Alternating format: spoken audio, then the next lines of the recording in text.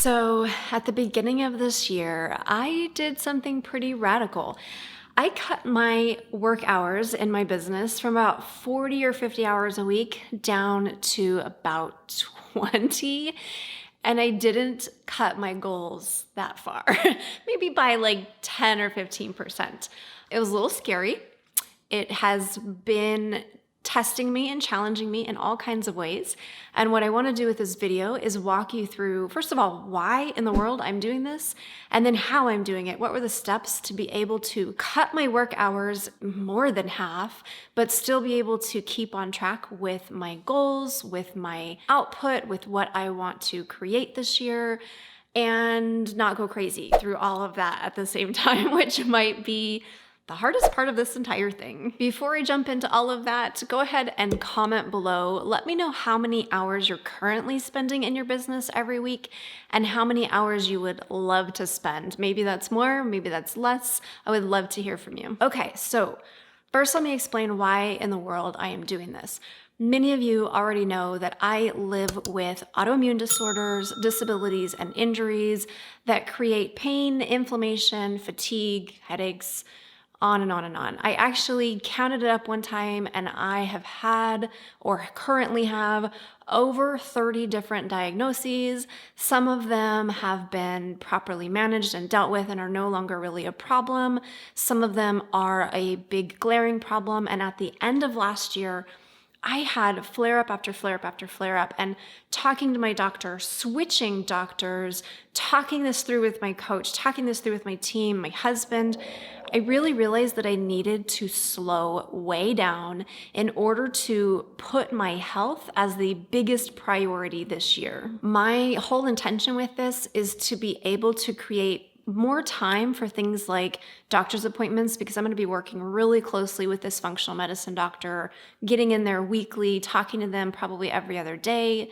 I also just needed more time to rest. I know my body is going to need more time to recuperate. And so I wanted to be able to pad in more hours to my day where I could just do nothing, whether that's lay on the couch, read a book, go to bed early, sleep in late maybe, and just be able to have more time where my brain is off. Because when you're doing work like this, and especially as a coach, you're interacting with other people, you need a lot of creative energy. And I'm just getting to the point where my body it had such major demands that in order to keep things going, I had to balance it out with more rest, more downtime. So I'm gonna walk you through what my new schedule looks like, how I made this transition from 40 or 50 hours a week down to 20 hours a week in my business, what were the steps I had to take to make that happen, the little bottlenecks or the problems that I had to solve along the way, and just basically like the practical pieces of like what had to give, how do I focus my time, how do I plan out my week. Before I get into those steps, I just want to say for anybody who needs to do this, I didn't actually do this overnight. I didn't even do it in the span of a month. Really, it was the things that I was doing a year ago or a year and a half ago or even 3 years ago that slowly allowed me to get to this point. So if you need this, don't put pressure on yourself that you do it overnight. If you gotta do it overnight, you'll make it happen. But if you can't, give yourself permission to take this one step at a time. I started years ago by just no longer working on Sundays and then cutting out half of my weeknights and then cutting out Saturday afternoons. I used to work like 7 days a week, 16 hours a day, in case you were wondering. So I just slowly started cutting those things out until last year I was working Monday through Friday. It was about 8 to 5. And then on Saturday, I would work maybe like 9 to 12, 9 to 1 o'clock at the latest. I was doing that right up till Christmas. Then I took a week off Christmas. And when I came back to 20 hours. So I did make that final jump all at once. But again, if you can't do that, give yourself some grace and some permission to take your time. So the first thing that I did after I talked with my doctor, after I had my coach talk me off the ledge and I kind of sort of talked to my husband a little bit, I sat down and I took inventory of how I was spending my work hours. And I did this with a list of 4 things. I listed out my income producing activities, my income supporting activities, all the things that I was doing that are outsourceable, And then everything else just went into an other crap category. This forced me to take a long, hard look at where I was spending my time in my business, any bad habits that I had developed, where I didn't need to be spending my time.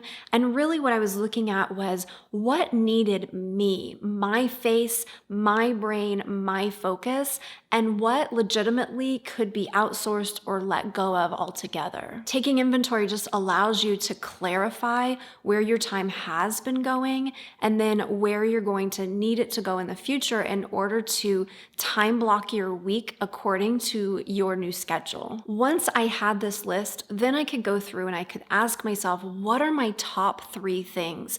If I had to focus my time and my energy on only 3 needle moving activities in my business, what would they be? And if I had to cut something out, what would be at the very bottom of the list in terms of priorities? What gets the axe? So for myself, I realized that my income producing activities are clients, videos like these, and launching my course. Those are the only 3 things that really matter in moving my business forward right now. Without those, nothing else means anything. So in terms of what got the axe for me, we gave Instagram the axe. We're no longer posting there on a super regular basis. It's kind of like as we decide we want to. We're doing some stories, I'll post things here or there to stories, but it's just not a focus because when I really looked at where things were happening in my business, where things were bringing in income, where it would make the most sense, Instagram just wasn't it for me. But this is why it's so important to make this list and ask these questions of yourself, because that's not going to be the same for everybody. You're going to have to decide what are my top 3 things and what are the things that need to get the axe for me. We also get to be realistic though, knowing that there will be exceptions to every rule. And so what I decided to do was sit down and look at what are my exceptions. When are the times that I will allow myself to work outside of those hours and for how long? When I make these decisions ahead of time, it allows me to lean on them when the opportunity comes up. Because if an opportunity comes up later and I have to make the decision in the moment, I'm going to maybe rely on feeling a little bit guilty or wanting to say yes to people when I should say no to them.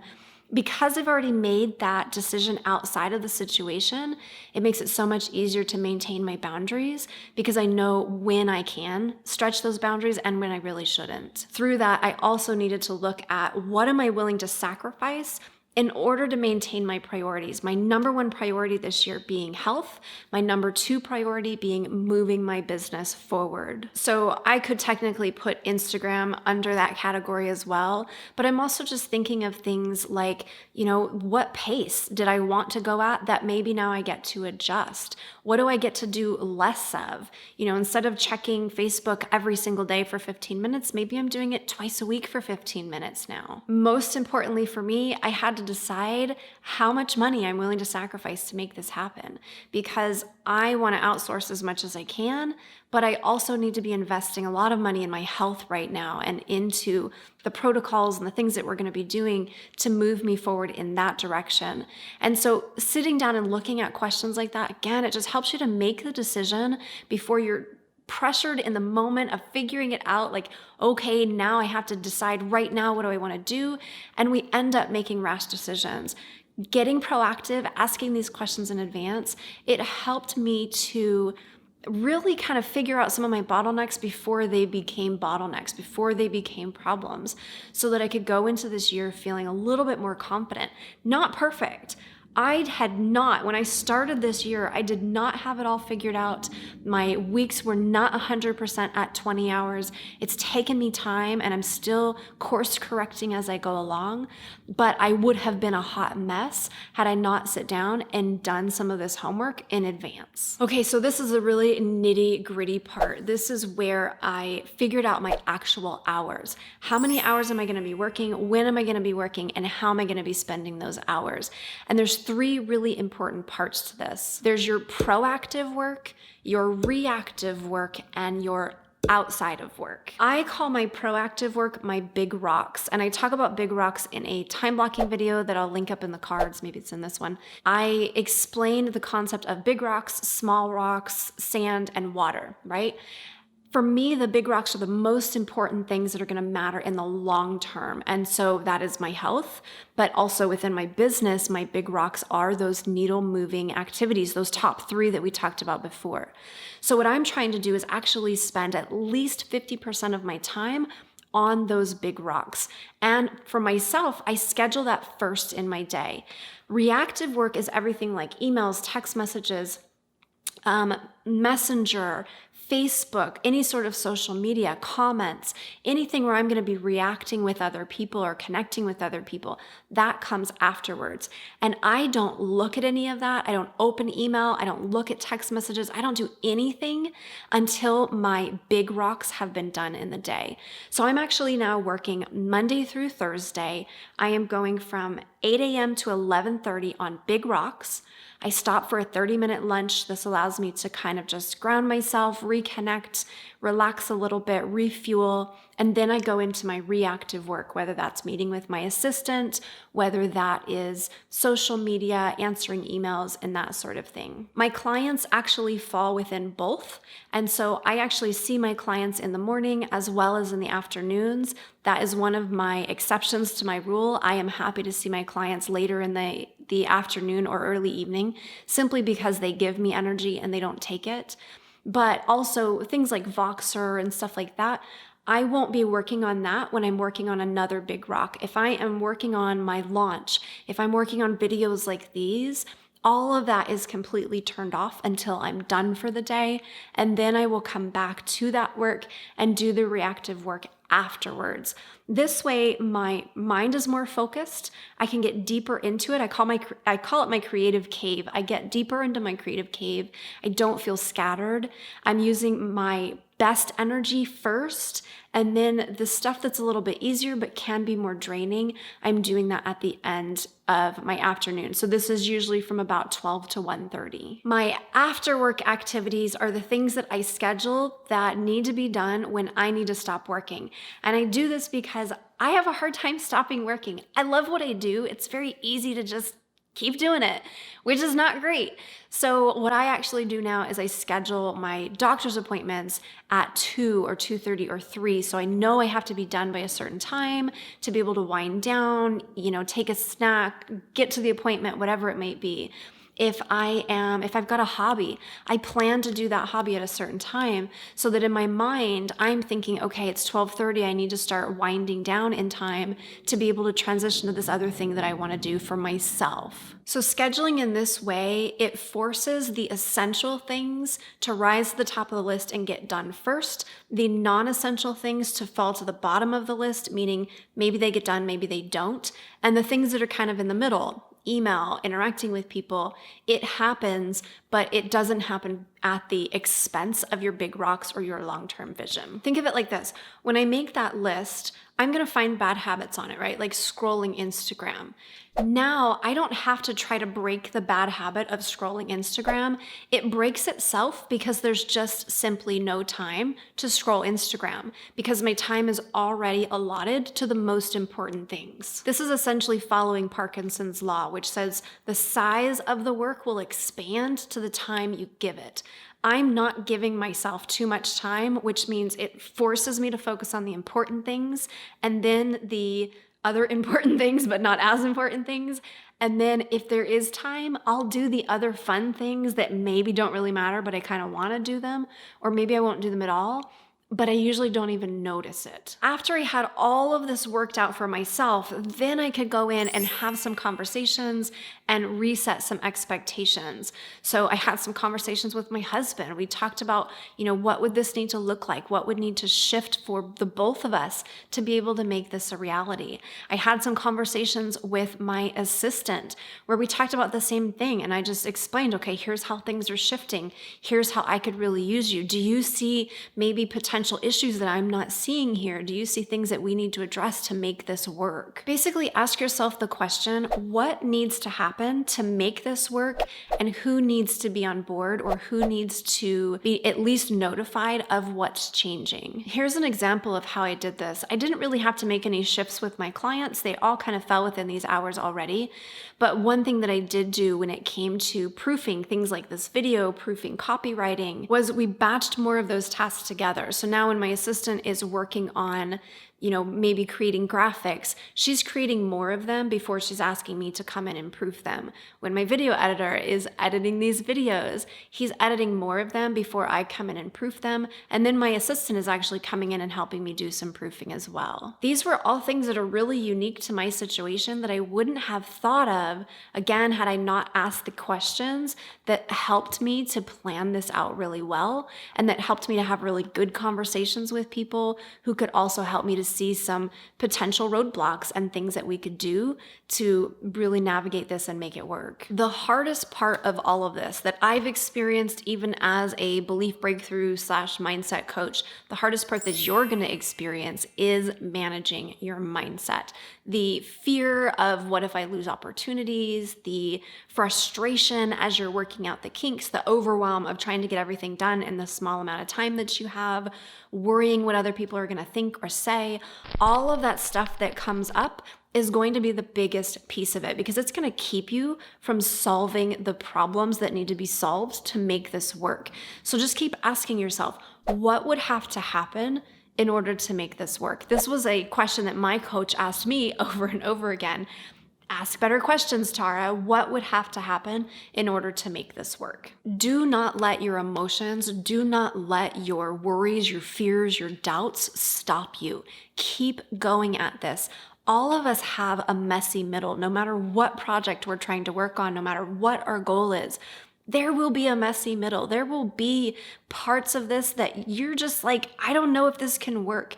Keep asking the right questions and keep chipping away at it. When this idea of cutting my hours in half was first proposed to me, I did not think it was going to be possible. I had already made my list of income producing activities. I had already cut out so many things from my schedule or outsourced so many things. And I was like, it's just not possible. I'm not going to be able to cut my hours in half and still move my business forward at anything other than a snail's pace.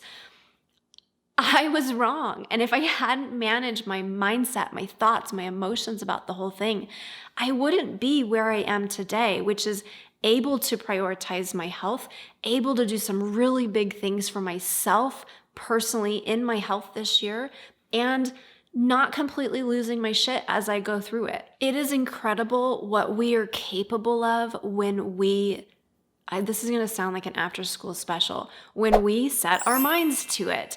But it's true. If you don't give yourself an out, if you don't give yourself another option, and you just keep asking the question, how can we make this possible? What would have to happen to make this possible? What could we sacrifice? What are the things that we would shift or change? What could we do to make this thing possible?